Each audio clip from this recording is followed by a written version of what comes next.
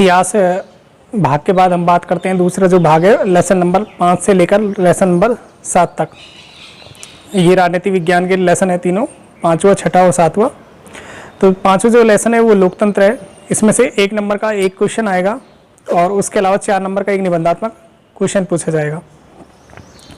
तो सबसे पहले लोकतंत्र में हम बात करते हैं लोकतंत्र की ही। तो लोकतंत्र जो शब्द कहलाता है वो कहलाता है डेमोक्रेसी।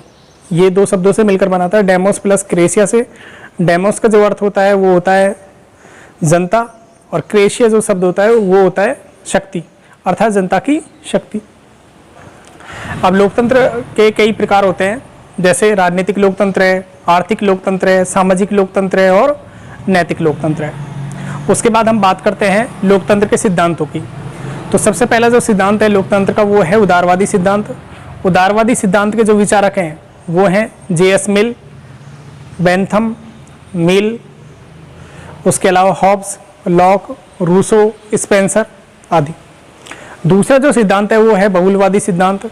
इसके जो विचारक माने जाते हैं, इस सिद्धांत के जो समर्थक माने जाते हैं वो माने जाते हैं लास्की है, D.H. कोल है, डिग्वी है, अर्नेस्ट बार्कर है ये। उसके अलावा तीसरा जो सिद्धांत है वो है विशिष्ट वर्गीय सिद्धांत या अभिजन वर्गीय सिद्धांत। इस सिद्धांत के जो विचारक माने जाते हैं वो रॉबर्ट मिचेल्स, मॉस्का आदि। रॉबर्ट मिचेल्स की एक पुस्तक है the political parties, the ruling class, और मॉस्का की एक पुस्तक है द पॉलिटिकल पार्टीज।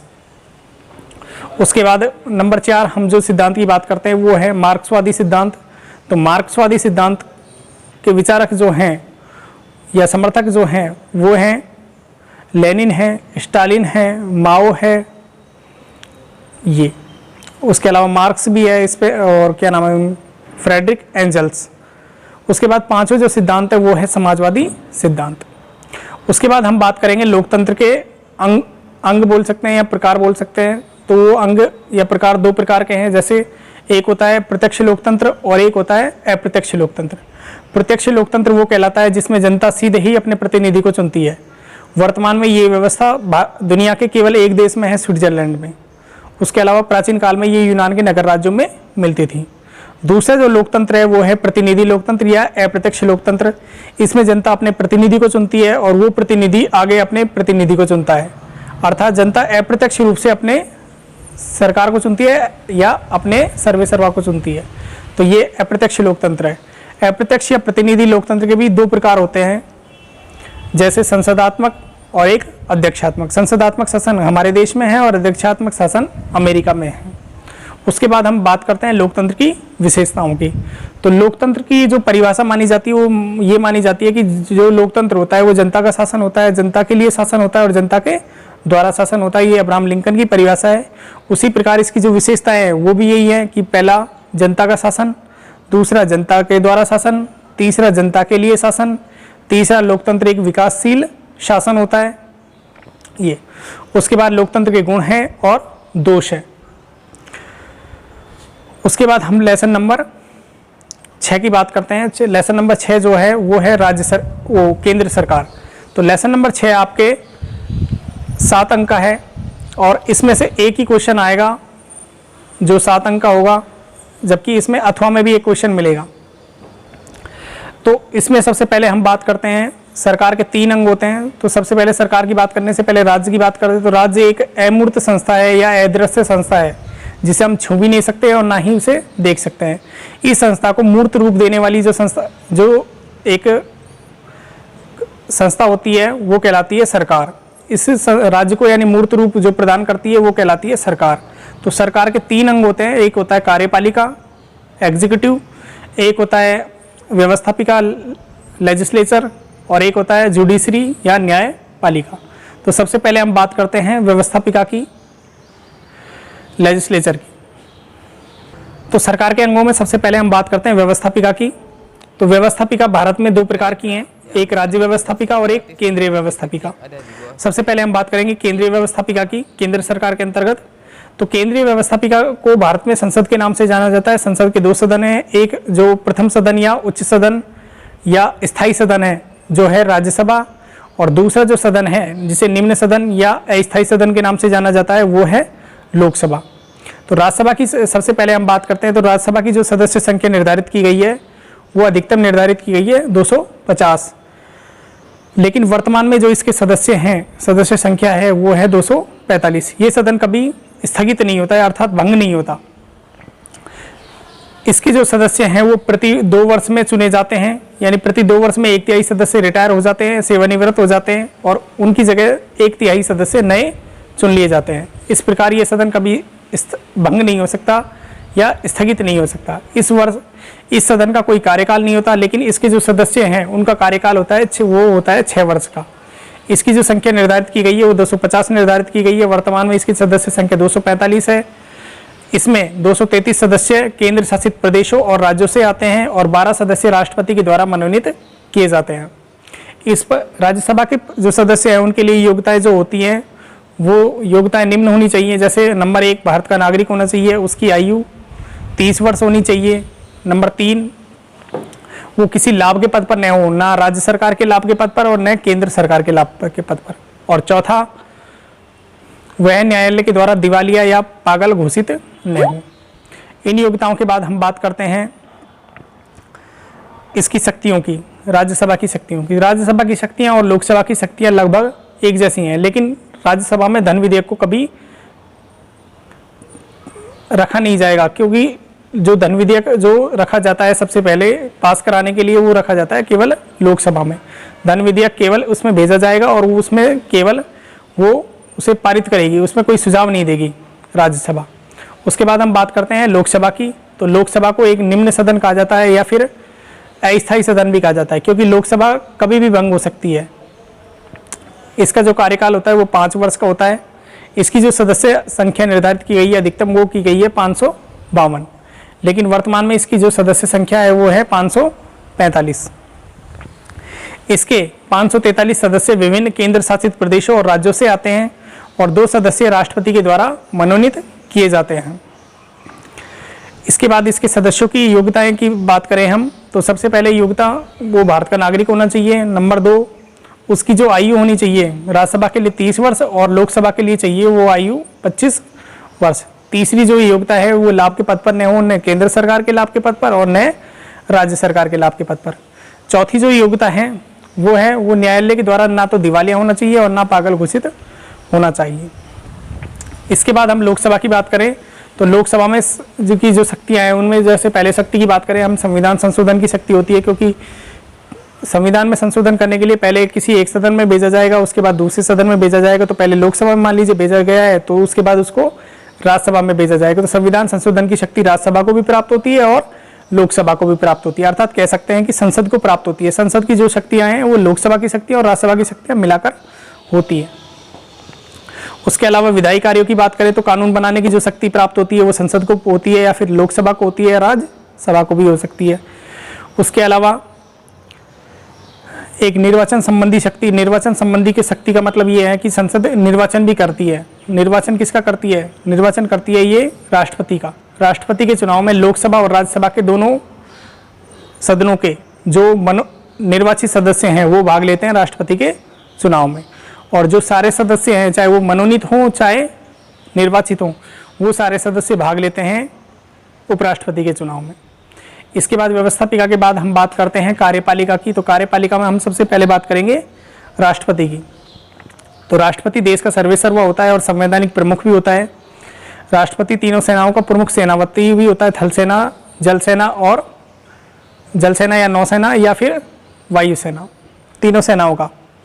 उसके बाद राष्ट्रपति के निर्वाचन की हम बात करें तो राष्ट्रपति के निर्वाचन में 2 तरह के सदस्य भाग लेते हैं। पहले सदस्य तो वो होते हैं संसद के जो निर्वाचित सदस्य हैं। तो निर्वाचित सदस्यों की जो संख्या होती है राज्यसभा से 233 निर्वाचित होते हैं, क्योंकि और 12 सदस्य मनोनीत होते हैं। मनोनीत सदस्य इसमें भाग नहीं लेते राष्ट्रपति के निर्वाचन में। और 543 सदस्य जो निर्वाचित होते हैं कहाँ से? लोकसभा से। 2 सदस्य जो मनोनीत होते हैं वो भाग नहीं लेते। तो 543 और 243 776 सदस्य भाग लेते हैं राष्ट्रपति के निर्वाचन में। इसके अलावा दूसरे जो सदस्य होते हैं वो राज्यों की विधानसभाओं से निर्वाचित जो एमएलए होते हैं या विधायक होते हैं वो भी राष्ट्रपति के निर्वाचन में भाग लेते हैं। अब राष्ट्रपति की शक्तियों के बारे में बात करें तो सामान्यकालीन शक्तियों में इसकी सबसे पहली जो शक्ति होती है वो होती है कार्यपालिका शक्ति। कार्यपालिका शक्तियों में ये विभिन्न व्यक्तियों की नियुक्ति करता है, जैसे संघ लोक सेवा आयोग के अध्यक्ष है, उसके सदस्य हैं, उनकी नियुक्ति करता है। विदेशों में जो राजदूत हैं उनकी नियुक्ति करते हैं। राज्यों के जो राज्यपाल हैं उनकी नियुक्ति करते हैं। महालेखा परीक्षक हैं उनकी नियुक्ति करते हैं। उच्च न्यायालय और उच्चतम न्यायालय के न्यायाधीशों की नियुक्ति करते हैं। उसके अलावा विधायी कार्य में ये राष्ट्रपति संसद को ये आदेश देता है कि जो पूरे इस वर्ष का जो आय व्यय का जो खर्चा है, ब्यौरा है, जिसे बजट बोला जाता है, वो सरकार के या संसद के सामने रखें। उसके अलावा इनके पास आपातकालीन शक्तियां भी होती हैं, जिनको 3 अनुच्छेदों में बांटा गया है। अनुच्छेद 352, अनुच्छेद 356 और अनुच्छेद 360 के तहत। अनुच्छेद 352 के तहत राष्ट्रपति पूरे देश में आपातकाल लगा सकता है। उस आपातकाल के लिए कंडीशन ये होनी चाहिए कि या तो देश में गृह युद्ध चल रहा हो, अशांति फैली हुई हो, या फिर कोई पड़ोसी देश ने आक्रमण किया हो, दोनों देशों के बीच में युद्ध चल रहा हो, तब उसी स्थिति में अनुच्छेद 352 लागू किया जा सकता है राष्ट्रपति के द्वारा, और पूरे देश में आपातकाल लागू किया जा सकता है। और दूसरा है अनुच्छेद 356, ये राज्यों में लागू किया गया है। तब यदि राज्यपाल को ये लगे कि किसी राज्य का शासन या उस राज्य का शासन संविधान के नियमों के अनुसार नहीं चलाया जा रहा है, तो राज्यपाल सलाह देगा राष्ट्रपति को, और राष्ट्रपति उस राज्य में राष्ट्रपति शासन लगा देगा अपनी इच्छा के अनुसार। तो अनुच्छेद जो 356 है उसके तहत राज्य में आपातकाल लगाया जाता है या राष्ट्रपति शासन लगाया जाता है। तीसरा जो अनुच्छेद 360 है आपातकाल का, उसमें वित्तीय आपातकाल को दर्शाया गया है। इसके बाद हम बात करते हैं प्रधानमंत्री की। तो प्रधानमंत्री का जो निर्वाचन होता है, प्रधानमंत्री की जो नियुक्ति होती है वो राष्ट्रपति के द्वारा की जाती है, और प्रधानमंत्री को जो चयन किया जाता है वो लोकसभा के सदस्य या लोकसभा में जो बहुमत प्राप्त जो दल होते हैं उसके नेता चुनते हैं। प्रधानमंत्री राज्यसभा में से भी हो सकता है और लोकसभा में से भी हो सकता है।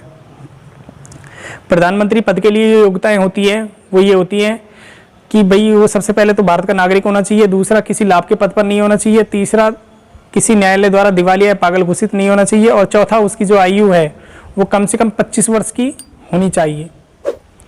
उसके बाद प्रधानमंत्री के कार्यों की बात करें तो प्रधानमंत्री मंत्रियों का चयन भी करता है, उनको विभागों का बंटवारा भी करता है, मंत्री परिषद और राष्ट्रपति के बीच में एक कड़ी के रूप में भी कार्य करता है। उसके बाद बात करते हैं हम उपराष्ट्रपति की।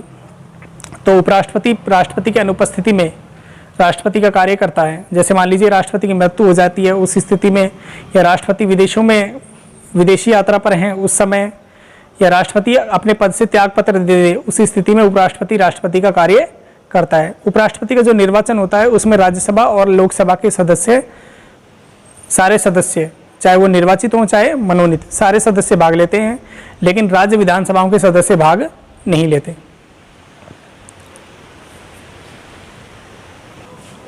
उसके बाद बात करते हैं हम केंद्रीय मंत्रिपरिषद की। केंद्रीय मंत्रिपरिषद में 4 प्रकार के मंत्री होते हैं। सबसे पहला कैबिनेट मंत्री, जिसमें प्रधानमंत्री भी कैबिनेट मंत्री का ही सदस्य होता है, इन्हें मंत्रिमंडल भी बोला जाता है। दूसरे जो मंत्री होते हैं वो राज्य मंत्री होते हैं। तीसरे जो मंत्री होते हैं वो राज्य मंत्री स्वतंत्र प्रभार वाले होते हैं, और चौथे जो मंत्री होते हैं वो उपमंत्री होते हैं। ये सारे चारों मंत्री, 4 प्रकार के मंत्री मंत्रिपरिषद के तहत आते हैं। इन मंत्रियों को जो विभागों का निपटारा, जो बंटवारा किया जाता है वो प्रधानमंत्री के द्वारा किया जाता है। इन मंत्रियों का जो चयन होता है वो भी प्रधानमंत्री के द्वारा किया जाता है। उसके बाद हम बात करते हैं लेसन नंबर 7 की, राज्य सरकार। इस लेसन में से आपके 2 नंबर का एक क्वेश्चन आएगा लघुरात्मक, और एक क्वेश्चन आएगा 6 नंबर का निबंधात्मक। तो सबसे पहले हम बात करते हैं राज्य व्यवस्थापिका की। जैसा कि मैंने पिछले लेसन में आपको बताया था कि उसके सरकार के 3 अंग होते हैं, व्यवस्थापिका, न्यायपालिका और कार्यपालिका। तो केंद्रीय जो सरकार है उसकी बात कर ली थी, अब राज्य सरकार में भी वही 3 अंग हैं, तो राज्य व्यवस्थापिका, राज्य कार्यपालिका और राज्य न्यायपालिका। तो सबसे पहले हम बात करते हैं राज्य व्यवस्थापिका की। राज्य व्यवस्थापिका या राज्य विधानमंडल में 2 सदन होते हैं। तो पहला जो सदन होता है वो निम्न सदन, जैसे विधानसभा, और दूसरा जो सदन होता है वो होता है विधान परिषद, जो कि स्थायी सदन कहलाता है, और विधानसभा अस्थायी सदन कहलाता है। भारत के 7 राज्य, वर्तमान में 6 राज्य में विधान परिषद अस्तित्व में है, और वो 6 राज्य कौन कौन से हैं?